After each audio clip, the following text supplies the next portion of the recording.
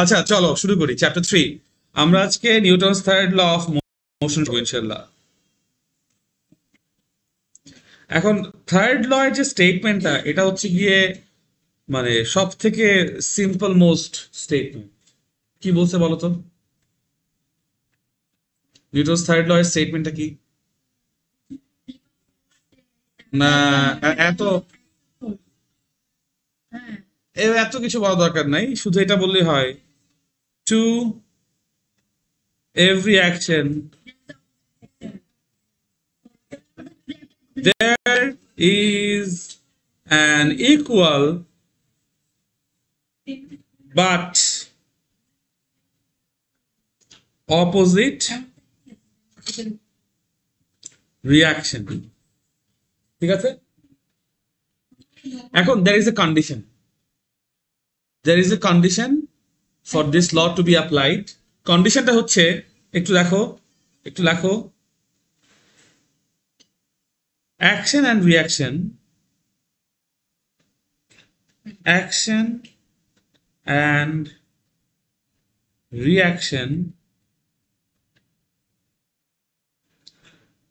never works on the same object।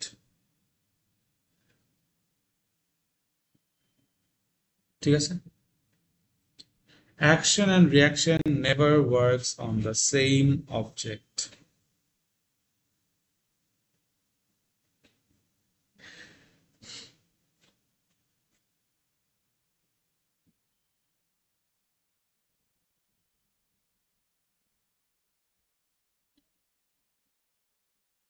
হ্যাঁ, ওটা তো থাকবেই, ময়লাই জীবন।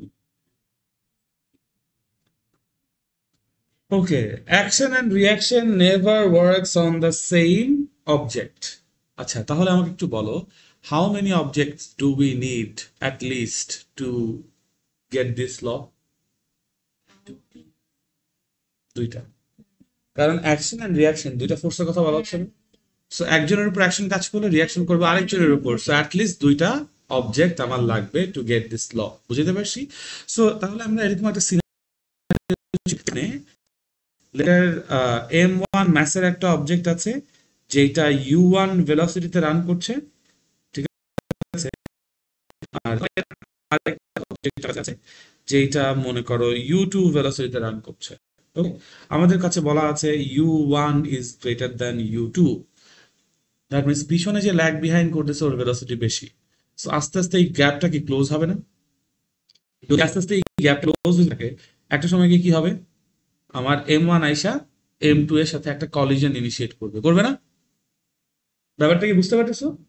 সো খেয়াল করে দেখো, যেই মোমেন্টে কলিশনটা ইনিশিয়েটেড হচ্ছে, কে করতেছে কলিশনটা? কোন অবজেক্ট? আমাদের কাছে দুইটা অবজেক্ট আছে, একটা m1 একটা m2। কে শুরু করছে? m1 ইনিশিয়েট করছে বলতে পারি। সো m1 ইনিশিয়েট করার ফলে m1 যে ফোর্সটা অ্যাপ্লাই করবে এটাকে কি বলবো আমরা? অ্যাকশন। অ্যাকশন আর রিঅ্যাকশন ডিফারেন্স হচ্ছে এইটাই, একটা কলিশন ইনিশিয়েট যে করে সেই অ্যাকশন ফোর্স।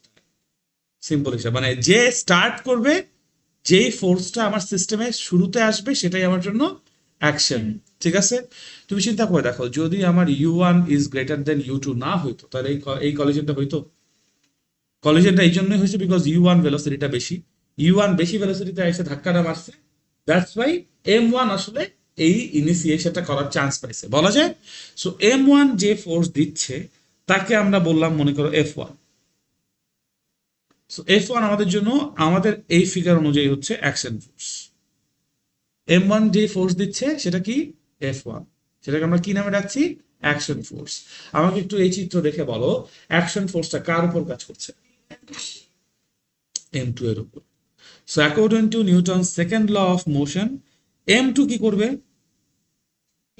m1 এর উপর একটা রিয়াকশন ফোর্স দিবে, equal but opposite reaction force দিবে। সেই অপোজিট রিয়াকশনটাকে আমরা বললাম f2। সো f2 হচ্ছে আমাদের জন্য রিয়াকশন। রিয়াকশন কার উপর কাজ করছে? কোনো কনফিউশন আছে? আচ্ছা, অ্যাকশন কে দিছে? রিয়াকশন কে দিছে? অ্যাকশন কার উপর কাজ করছে?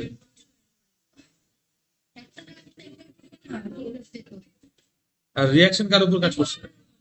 অ্যাকশন কে দিছে? রিয়াকশন কার উপর কাজ করছে?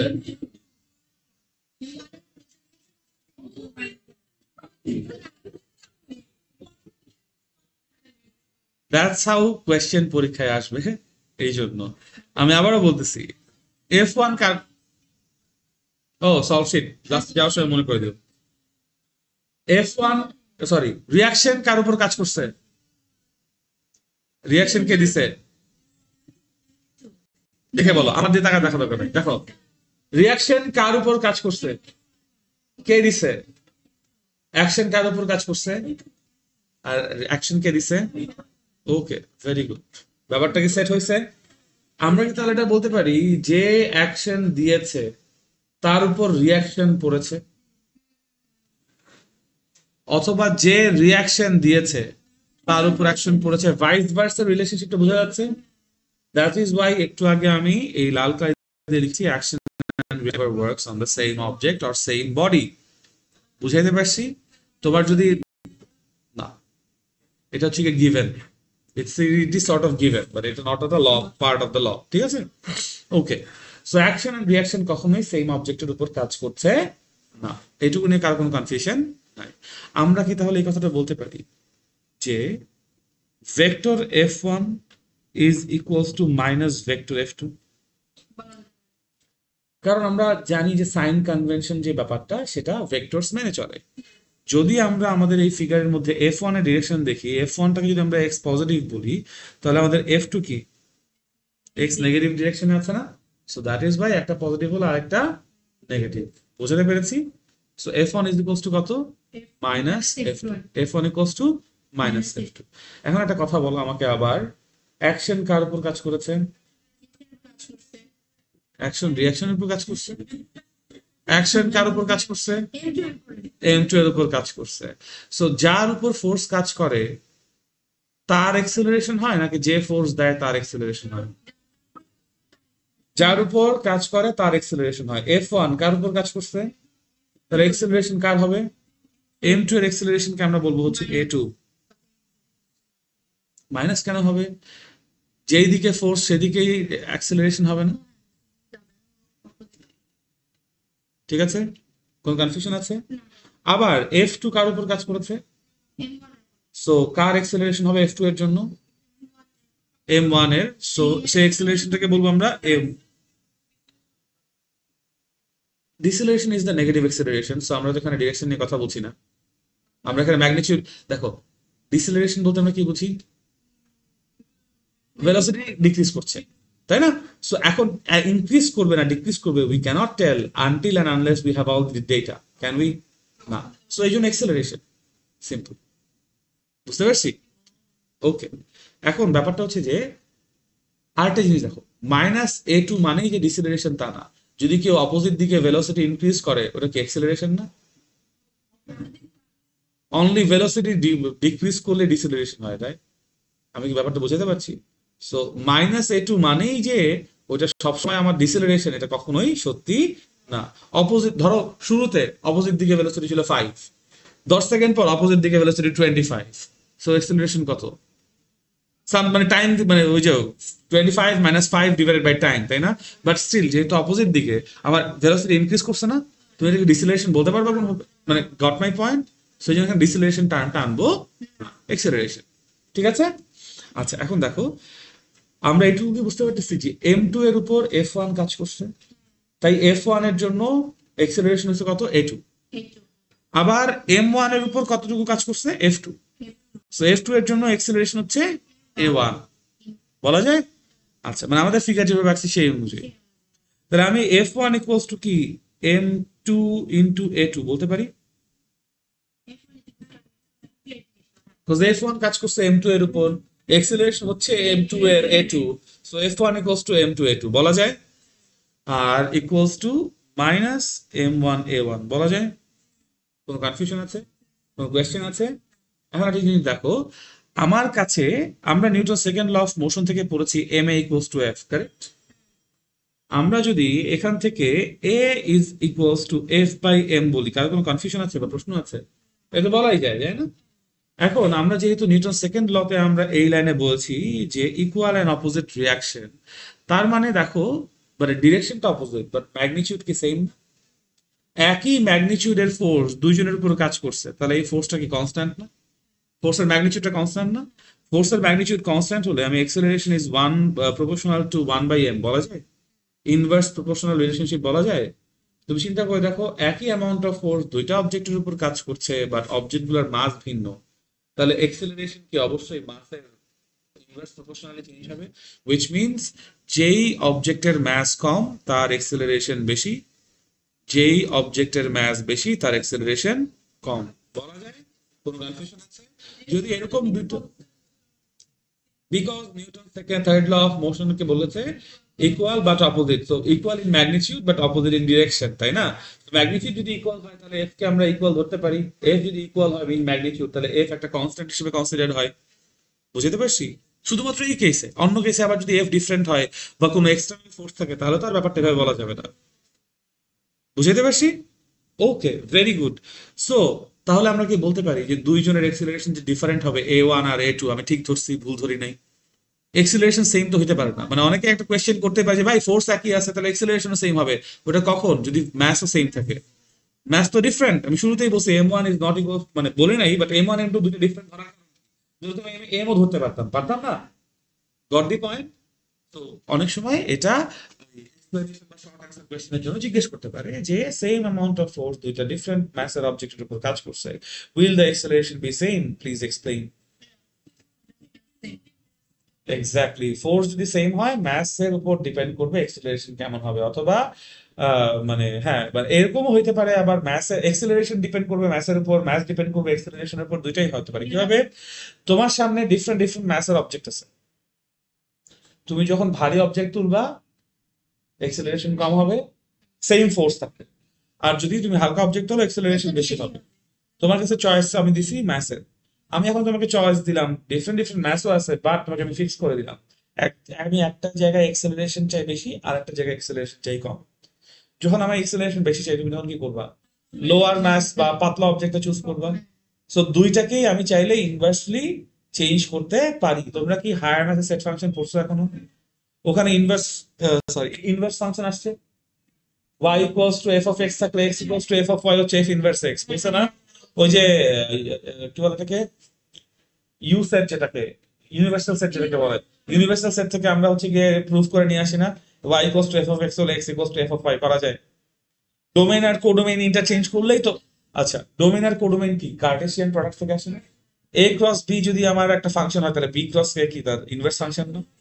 জাস্ট কোডোমেইন আর ডোমেইন চেঞ্জ করে দিলেই তো জিনিসটা চেঞ্জ শিফট হয়ে যায়।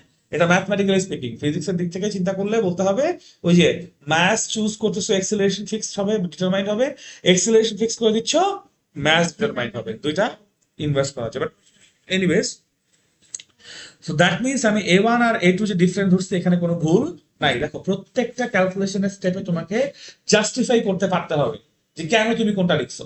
যদি এই জাস্টিফিকেশন গুলো মাথায় না থাকে, পরীক্ষা দেখবে জাস্টিফিকেশন লাইন থেকে এমসিকিউ দিয়ে দিচ্ছে।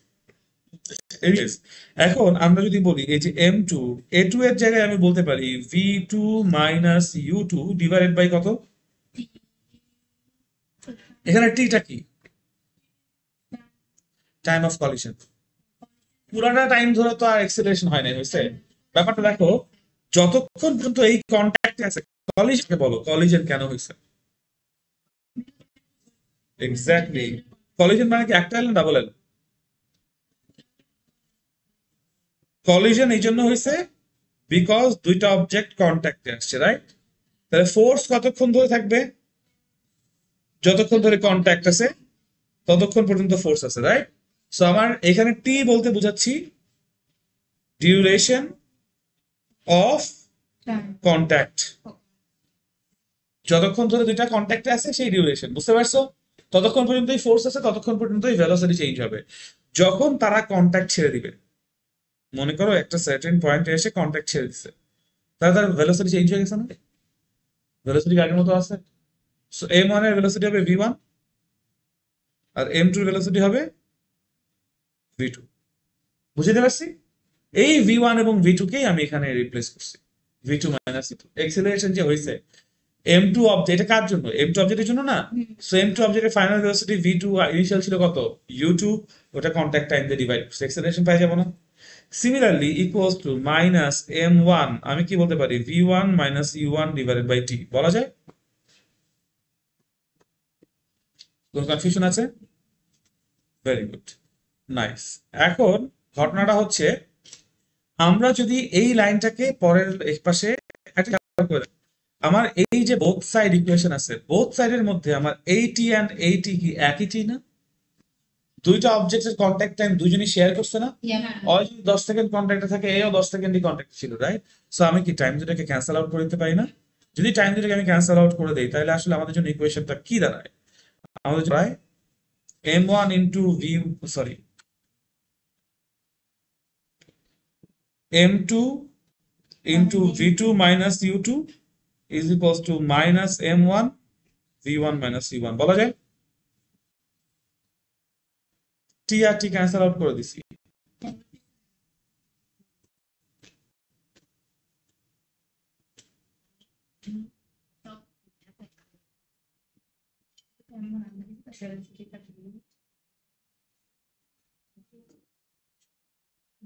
ঠিক আছে, কিভাবে ব্যবস্থা বের করব?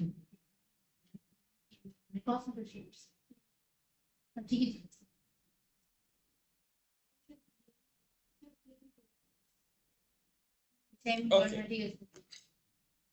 এখন দেখো, যদি মাল্টিপ্লাই করে দেই, আমরা কি লেফট হ্যান্ড সাইডে বলতে পারি m2 v2 minus m2 u2 বলা যায়?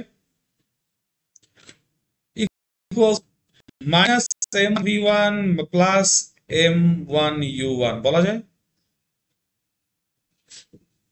এটাই জাস্ট পরের লাইনে মাল্টিপ্লাই করে দিছি, বুঝতে পারতেছি?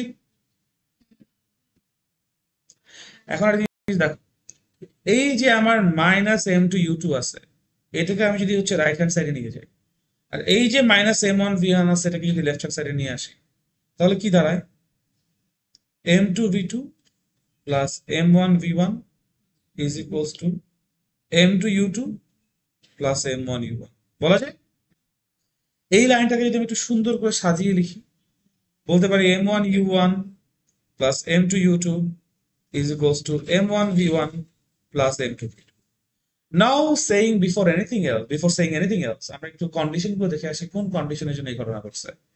শুরুতে কি করছি আমরা? কলিশনের শুরুতে আমার দুইটা অবজেক্ট ছিল, শেষেও দুইটা অবজেক্টই আছে। প্রথম অবজেক্টের আমার মোমেন্টাম কত ছিল শুরুতে? m1 u1, m1 ম্যাথের একটা অবজেক্টের ভেলোসিটি u1, তাহলে মোমেন্টাম কত? m1 u1। আর দ্বিতীয় অবজেক্টের বিফোর দ্য কলিশন মোমেন্টাম কত? m2 u2। আমরা যদি বলি যে after before the collision total momentum হচ্ছে m1 u1 plus m2 u2, so আমরা এই যে m1 প্লাস m2 u2 পাইছি, এটা কি বলতে পারি আমরা টোটাল মোমেন্টাম বিফোর কলিশন বলা যায়? And similarly, m1 v1 plus m2 v2 equals to কত? Total momentum after the collision. এখন এইটা হওয়ার জন্য what did they do? They did not allow any other force other than action and reaction, did they? আমরা যে সিচুয়েশনটা দেখলাম, action and reaction ছাড়া আর কোনো ফোর্স কাজ করছে? কোনো ফোর্স আসতে দিছি? একটা জিনিস দেখো, বাকি সকল ফোর্স জিরো, আর বাকি সকল ফোর্স আসতেই দেই নাই, দুটোর মধ্যে ডিফারেন্স আছে। এক্সাম্পল দিই, তোমার উপর এখন কোনো ফোর্স কাজ করতেছে? করতেছে। ওয়েট, তোমার উপর মাটি একটা রিয়াকশন দিয়ে রাখছে, এয়ার ড্রাফট আছে না, এগুলো সবই আছে না? তোমার এক্সেলারেশন কত? রাইট না, তোমার এক্সেলারেশন কত? ফোর্স কাজ করতেছে but acceleration zero. How did that happen? একটাকে ক্যান্সেল আউট করে দিচ্ছে। So that does not mean যে তোমার উপর ফোর্স নাই, ফোর্স আসছে বাট আর আমরা বলতেছি এইটা হওয়ার জন্য অ্যাকশন রিঅ্যাকশন ছাড়া আর কোনো ফোর্সের এক্সিস্টেন্সই নাই। অনেকে বলে কি, if all the external forces are zero, তারপর বাকি কথাটুকু বলে এই ল এর জন্য। ভুলেও বলা যাবে না অল এক্সটার্নাল ফোর্স জিরো মানে অনেকগুলা ফোর্স আছে এবার সবগুলা বেলে ক্যান্সেল আউট হয়ে গেছে, সেই ক্ষেত্রে আমি এই ইকুয়েশন লিখতে পারবো না। এটা তখনই বলতে পারবো যদি অ্যাকশন এন্ড রিঅ্যাকশন ছাড়া আর কোনো ফোর্স অ্যাক্টিভ না থাকে। In the absence of any external force other than action and reaction, আমি আবারও বলছি, in the absence of Any external force. any external force other than Yeah. action and reaction, তখনই আমি এই ইকুয়েশনটা লিখতে পারবো, তাছাড়া পারবো। কন্ডিশনটা বুঝাইতে পারছি? এই কন্ডিশনটা সবসময় বাচ্চাদের ভুল হয়, কারণ তারা মনে করে যে অ্যাকশন রিয়াকশন ছাড়া অন্য কোনো ফোর্স কাজ না করার অর্থ হচ্ছে সকল ফোর্স জিরো হওয়া এবং ফোর্স না থাকা, নন এক্সিস্টেন্ট হওয়া, কখনোই একই কথা নয়। ক্লিয়ার করতে পারছি? Very good, very good. এখন এখানে আসলে বইতেছে না। এই লটাকে আমরা কি বলি জানো? Law of conservation of momentum. Statement একটু লেখো। Law of conservation of momentum হচ্ছে in the absence of any external force other than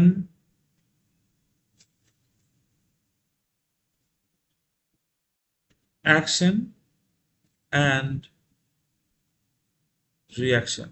In the absence of any external force other than action and reaction, the total momentum in a system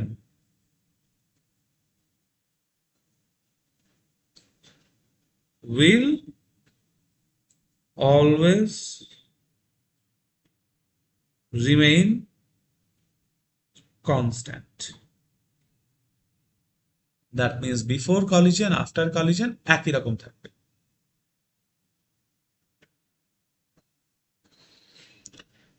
In the absence of any external force other than action and reaction, the total momentum in a system will always remain.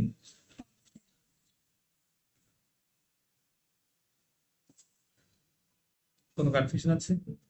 কোনো question আছে এই পর্যন্ত? Very good.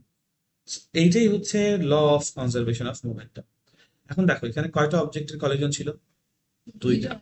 So তুমি কয়টা component পাইছো? বাম পাশে দুইটা, ডান পাশে দুইটা। M1 U1 M2 U2, M1 V1 M2 V2। যেহেতু আর অবজেক্ট নাই তাই ইনিশিয়ালও নাই আর ফাইনালও নাই। যদি 10টা অবজেক্টের কলিশন হইতো তাহলে কয়টা হইতো? বোথ সাইডে 10টা 10টা, কজ যদি 10টা অবজেক্ট মিলে কলিশন করে প্রত্যেকেরই একটা করে ইনিশিয়াল ভেলোসিটি ছিল, প্রত্যেকে কন্ট্যাক্টে আসার পরে নতুন করে আরেকটা ফাইনাল ভেলোসিটি হয়েছে। M1 U1 plus M2 U2 plus M3 U3 plus dot dot dot dot dot plus M10 U10 equals to, yes, maximum তোমাদের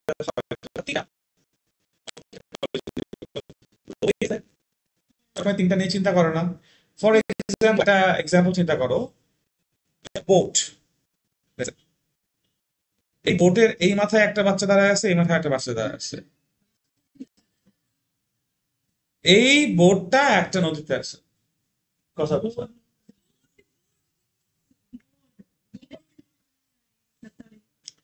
একটা নৌকা,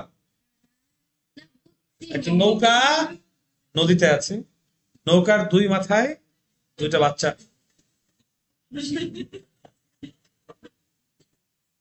দুটো সাপ দাঁড়ায় আছে। এই সাপ দুটো যদি নদীতে ঝাঁপ দেয় একসাথে, কখনো এরকম হচ্ছে গিয়ে কোথাও থেকে নৌকা থেকে বা ইয়া থেকে লাফ দিছো, লাফ দেওয়ার পরে দেখছো যে নৌকাটা পিছায় যায়? আচ্ছা, নৌকা থেকে তো পানিতে ঝাঁপ দেওয়ার দরকার নাই, নৌকা থেকে যখন তুমি ডাঙায় নামবা, নামছো না, নৌকা পিছনের দিকে চলে যায় না? ধরে রাখতে হয় না? সো ওইটাই। এখন কয়টা অবজেক্ট এখানে? বোর্ড সহ তিনটা না? এই তিনটা অবজেক্টের মধ্যে কন্ট্যাক্ট স্পেস কয়টা? দুইটা না? এখানে একটা কন্ট্যাক্ট স্পেস, এখানে একটা কন্ট্যাক্ট স্পেস, তাই না? দুইটা কন্ট্যাক্ট স্পেস, তিনটা অবজেক্ট, কলিশন কয়টা হচ্ছে? দুইটা। তিনজনের মধ্যে দুইটা কলিশন, তাহলে বাট দুইটা কলিশন একসাথে হচ্ছে, যদি যদি হয় একসাথে, দুইজন দুই দিকে লাফ দিচ্ছে, এখানে একটা কলিশন, দুইটা কলিশন, কয়জনের মধ্যে? তিন, বোট এন্ড দুইটা সাপ। এই যে লাফ দিছে, এই ক্ষেত্রে তাহলে তোমার কয়টা ইনিশিয়াল ভেলোসিটি? তিনটা। কয়টা final velocity? Got the point? বুঝাইতে পারছি? কোন কনফিউশন আছে?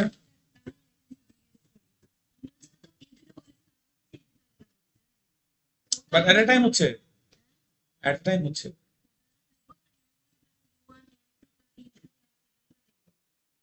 m1 v1 plus m2 u2 plus m3 u3 equals to m1 v1 plus m2 v2 plus m3 u3. Yes.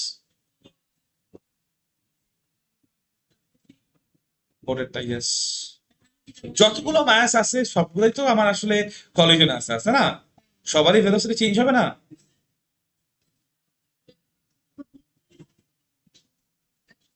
হ্যাঁ, বোটের সাথে, কিন্তু অ্যাকশন কয়টা? দুইটা। তাহলে বোট রিয়াকশন কয়টা দিবে? কয়জনকে? দুইজনকে। আর বোটের উপর আবার ফোর্স আছে, সো টোটাল কয়জন ইনভলভ? একটু আগে আমার কন্ট্যাক্ট স্পেস কটা ছিল? এখানে contact কটা ছিল? একটা এখানে কন্ট্যাক্ট স্পেস একটা, অবজেক্ট দুইটা, একজন আরেকজনকে ফোর্স দিছে। এখানে কন্ট্যাক্ট স্পেস দুইটা, অবজেক্ট কয়টা? তিনটা। ব্যাস। এই জন্যই কন্ট্যাক্ট স্পেস দুইটা এন্ড অবজেক্ট তিনটা, বিকজ একজন কমন মাঝখানে। এন্ড কলিশন যদি হইতে হয় ভাই, কমন তো একজনকে থাকতেই হবে, দুইজনই কমন, মানে দুইজন দুজনের সাথে যা করছে, রাইট? বুঝতে পারছি? কলিশনের থিমটা বুঝতে পারছি? কখনো কখনো দেখো না যে 10টা গাড়ির সংঘর্ষ হয়? হ্যাঁ, এই যে এবার শীতকালেই তো 3-4টা গাড়ি পর পর একটা একটা মেরে দিচ্ছে ইয়াতে, মাওয়া এক্সপ্রেসে। তো তখন হচ্ছে কি প্রত্যেকটা প্রতিষ্ঠান কানেক্টেড না?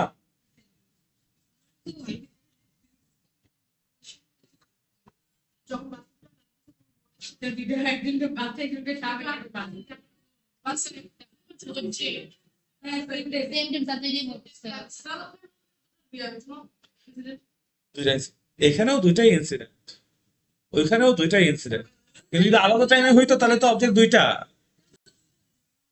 যদি আলাদা টাইমে হয়, ও এখান থেকে লাভ দিছে, বোট আর এই ভদ্রলোক একটা, আর ও একটা, দুইটা। কারণ বোটের উপর তখন অবজেক্ট মানে আরেকজন দাঁড়ায় আছে না, তাহলে ও আর বোট মিলে একটা জিনিস না? তখন তো আমার, তাহলে তো ওটা তিনটার কনসেপ্টেই আসতেছে না। হ্যাঁ, তুমি যদি বলো একজনের পরে আরেকজন লাভ দিছে, এই একজন লাভ দিছে আর একটা বোট, আর তো কোনো অবজেক্ট নাই আছে। কোথায় কলেজন দুইটা হয়েছে, কোন কেসে? যখন একসাথে লাভ দিচ্ছে, হ্যাঁ দুইটা কলেজন, ও একবার লাভ দিচ্ছে, এ একবার লাভ দিচ্ছে। শোনো, কলিজন কয়টা হচ্ছে বুঝবো কিভাবে? কতগুলা কন্ট্যাক্ট আছে এটা দেখলাম, যত জায়গায় কন্ট্যাক্ট আছে তত জায়গায় কলিজন হচ্ছে। বুঝতে পারছি? কোন কনফিউশন আছে? Very good. এইগুলো আরো আমি ডিপে বুঝাবো যখন এগুলোর অঙ্ক করাবো। আমি এগুলা থিওরিটিক্যাল কেসগুলো এই জন্য মাথায় দিচ্ছি বারবার করে, কাজ এই কেসগুলো থেকে এমসিকিউ আসবে, ঠিক আছে? এইটুকু নিয়ে তাহলে কারো কোনো কনফিউশন আই গেস নাই, আছে? এখন আমরা যে টপিকটা পড়বো সেটা হচ্ছে ইকুইলি ব্যায়াম ফোর্সেস।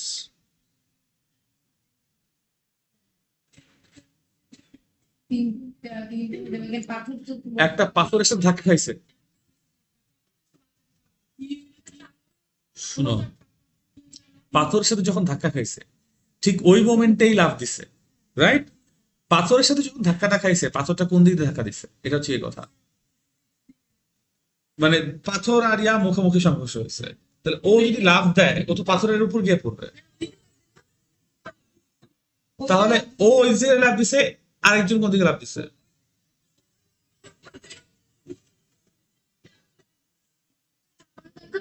যদি না, দুইটা হচ্ছে একটা অবজেক্ট না, দুইটা যাচ্ছেকেও তুমি দুইটা অবজেক্ট ধরতে পারো চাইলে, কিন্তু দুইজন যদি একদিকে সেম ডিরেকশনে লাভ দিয়ে ফেলে, তাহলে ওই দুইটা জাস্ট অ্যাড হয়ে যাবে একদিকে, দ্যাটস ইট। শোনো, যতগুলো এলিমেন্ট আসবে এখানে কথা আছে, যদি ধাক্কা খাওয়ার আগে ওরা লাফ দিতে না পারে, যদি ধাক্কা খেয়ে ফেলে, তাহলে তো ওর জন্য দুইজন অলরেডি ছিটকায় পড়বে।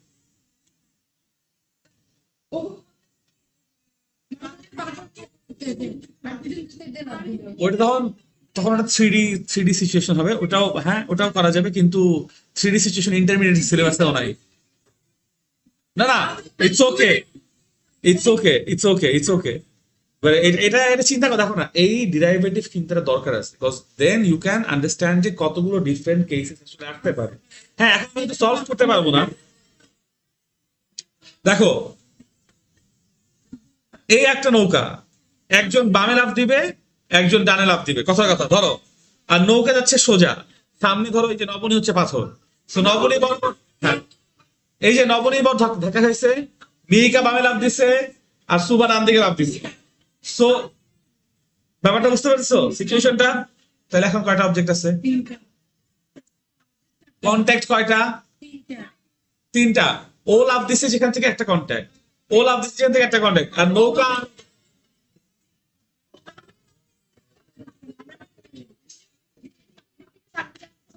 সেটাই। অবশ্যই চারটা, কোনো অবজেক্ট চারটা।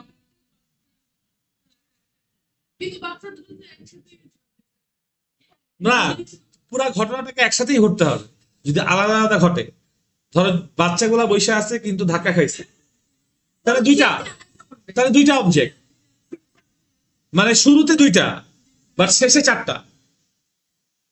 কেন বলো, বুঝো, ধরো দুইজন বাচ্চা নৌকায় আছে, যাইতেছে ধাক্কা খাওয়ার জন্য, যাইতেছে ধাক্কা খাইছে, কেউ লাভ দেয় না, কিন্তু ধাক্কাটা খাওয়ার সঙ্গে সঙ্গে বাচ্চা দুজন ছিটকায় পড়বে না?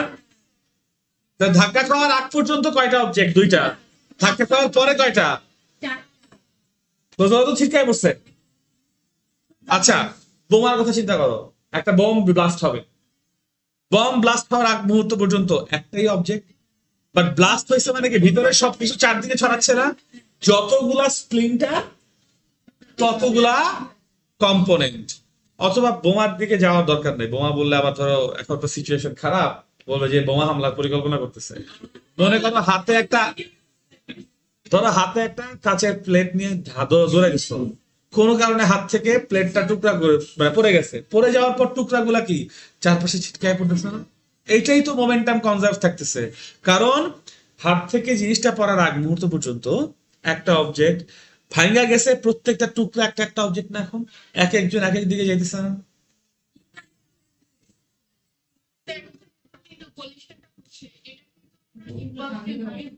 এই কলিশনটাকে আমরা ইম্পালসিভ ফোর্স বলতেছি, এক্স্যাক্টলি।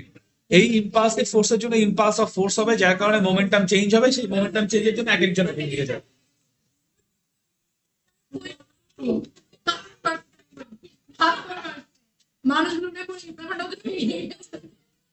যদি নৌকা দুই টুকরা হয়ে যায় তাহলে হচ্ছে গিয়ে ছয়টা, পাঁচটা সরি, পাঁচটা। যতগুলো টুকরা হবে ততগুলো অ্যাড হবে আর কি, বুঝতে পারছো?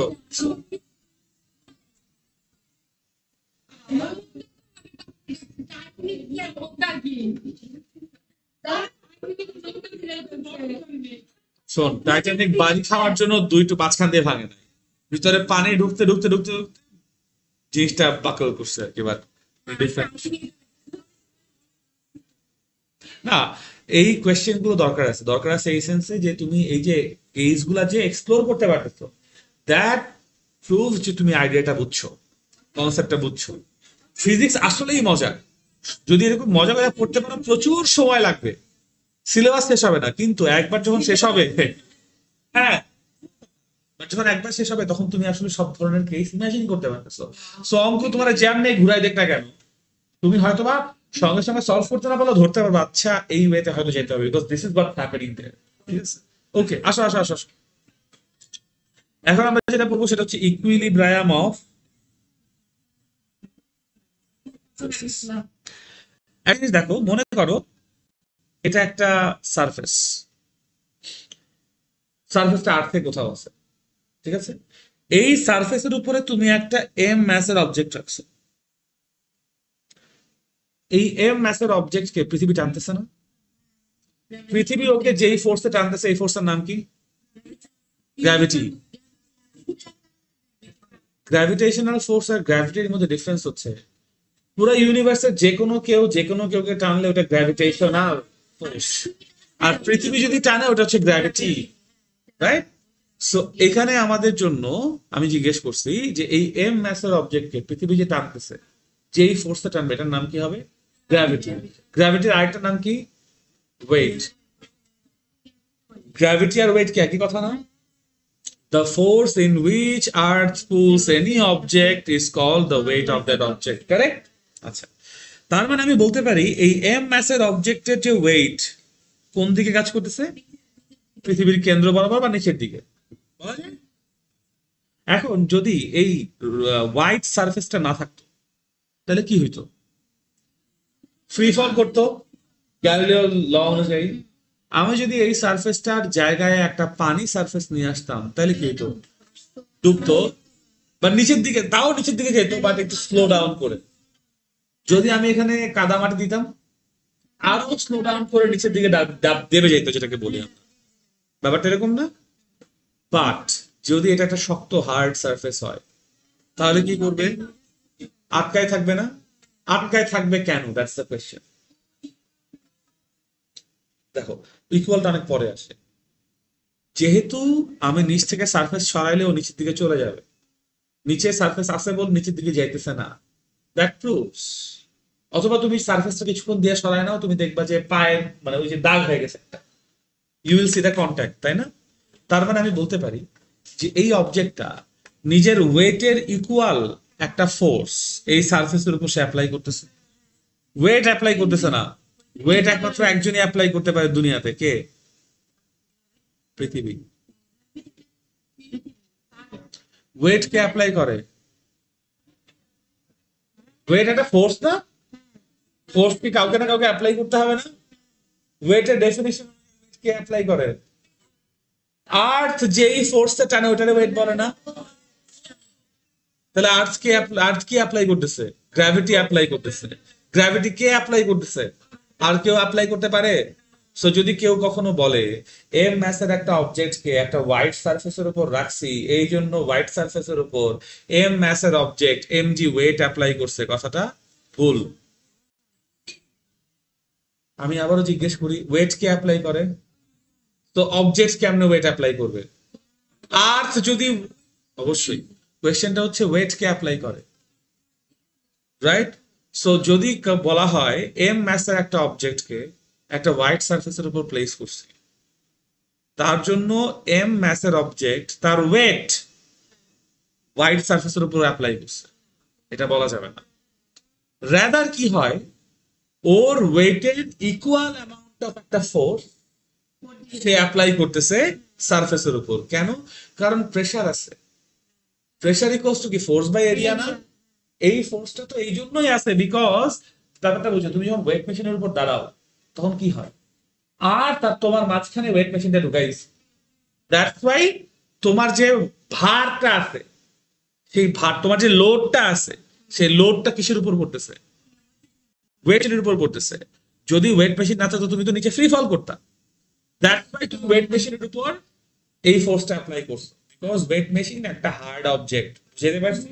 সো দিস ইজ ওয়াই কি হয়, একটা অবজেক্টকে একটা সারফেসের উপর রাখলে সেই অবজেক্টটা নিজের ওয়েটের ইকুয়াল অ্যামাউন্ট একটা ফোর্স ওই সারফেসের উপর ডাউনওয়ার্ড অ্যাপ্লাই করে, বুঝতে পারছি? বিকজ অবজেক্টকে পৃথিবী টানতেছে, দ্যাটস ওয়াই সে ওই অবজেক্ট আর পৃথিবীর মাঝখানে সারফেস চলে আসছে, দ্যাটস ওয়াই সারফেসটা একটা কোলাটারাল ড্যামেজ পায়। অবজেক্টটা অবশ্যই এটা ফোর্স জেনারেট হচ্ছেই এই কারণে বিকজ গ্র্যাভিটি আছে, গ্র্যাভিটি না থাকলে তার হইতো না। বাট গ্র্যাভিটি সে অ্যাপ্লাই করতেছে না, গ্র্যাভিটি একজনই অ্যাপ্লাই করতে পারে, আর্থ অ্যাপ্লাই করতে পারে। বাট ওই ফোর্সটার equal amount of force object সারফেসের উপর অ্যাপ্লাই করছে, বুঝতে পারছি? আর্থ, হ্যাঁ, ওই ফোর্সের জন্য দায়ী আর্থ, এটা নিয়ে কোনো সন্দেহ নাই, ঠিক আছে? কিন্তু আর্থ গ্র্যাভিটি অ্যাপ্লাই করতে পারে, আর কেউ অ্যাপ্লাই করতে পারে না। আর্থ ওয়েট অ্যাপ্লাই করতে পারে, আর কেউ অ্যাপ্লাই করতে পারে না। সো আর্থের ওয়েটের ইকুয়াল একটা ফোর্স এমজি সারফেসের উপর কে দিচ্ছে? অবজেক্ট দিচ্ছে। দিস ইজ ওয়াই সারফেসে তখন কি করে, সেই অবজেক্টকে একটা রিয়াকশন ফোর্স দেয়। এই রিয়াকশন ফোর্সকে দুইটা নামে ডাকে, কখনো কখনো এটাকে ভার্টিক্যাল রিয়াকশন বলে, আর কখনো কখনো এটাকে নর্মাল রিয়াকশনও বলে। ইন ম্যাথমেটিক্স নর্মাল মানে পারপেন্ডিকুলার। কি বললাম? হ্যাঁ, নর্মাল নর্মাল মানে ব্যাকগ্রাউন্ড। কেন জানো? তুমি যখন কেন জানো, তুমি যখন দাঁড়ায় আছো তোমার ওয়েটটা মাটির উপর কেমনে পড়তেছে? ভার্টিক্যালি বা পারপেন্ডিকুলারলি? তুমি মনে করো মাটিতে শুয়ে গেছো, তাও তোমার ওয়েটটা কেমনে পড়তেছে? হ্যাঁ, ভার্টিক্যালি পড়বে। ভাই তুমি যখন শুয়ে আছো তোমার ওয়েটটা কি ভার্টিক্যালি পড়তেছে না? আমি কি বুঝাইতে পারছি?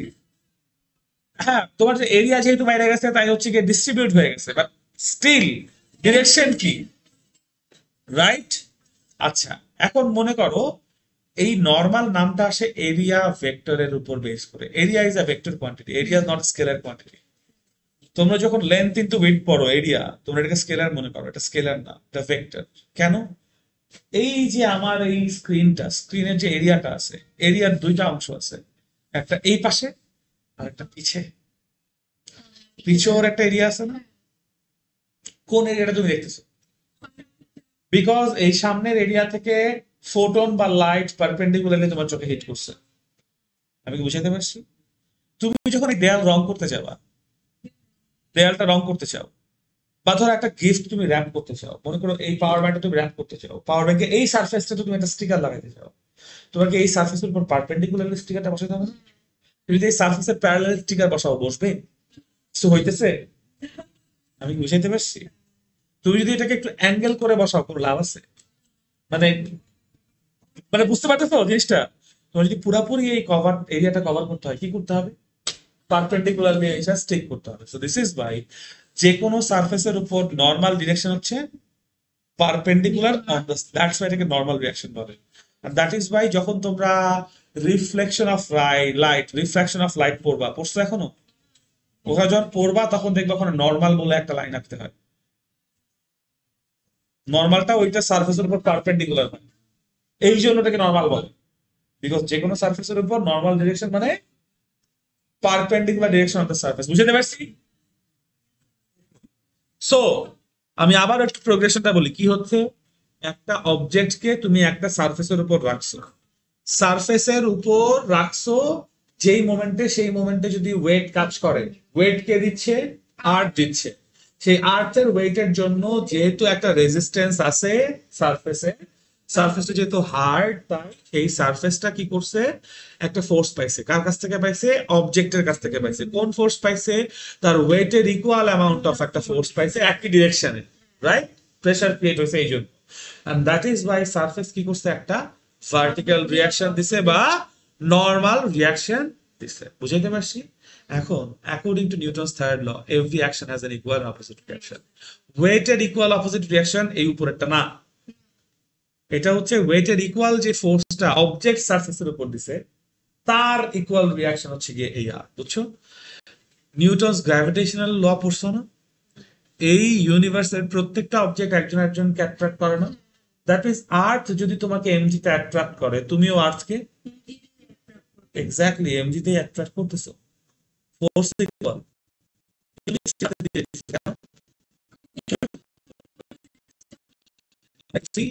ফোর্স যদি ইকুয়াল হয়, যার ম্যাস বেশি তার এক্সেলারেশন কম, যার এক্সেলারেশন বেশি তার ম্যাস। পৃথিবীর যে অ্যামাউন্ট অফ ম্যাস, এটারে তোমার দিকে এক্সেলারেশনে আনতে খুব একটা বেশি এক্সেলারেশন হবে না, কারণ ফোর্স তো দুইজনের।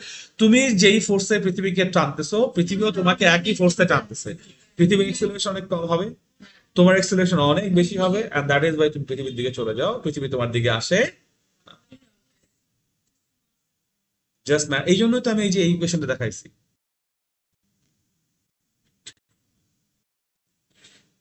বুঝতে পারছি? সো দেখো, অ্যাকশন এন্ড রিয়াকশন কি পেয়ারে আসে না? এটা তো বুঝতেছো, অ্যাকশন এন্ড রিয়াকশন পেয়ারে আসে। এইখানে যদি জিজ্ঞেস করা হয় এই যে নরমাল রিয়াকশন, এটা তো রিয়াকশন, এটার অ্যাকশন পেয়ারটাকে এখানে একটা আর ফোর্স আছে, দেখতে পাচ্ছ? এই আর এর নাম কি দিছি? ভার্টিক্যাল রিয়াকশন অথবা নর্মাল রিয়াকশন। এই আর এর অ্যাকশন পেয়ারটাকে, আর তো রিয়াকশন এমজি, বাট এমজিটা কি? ওয়েট।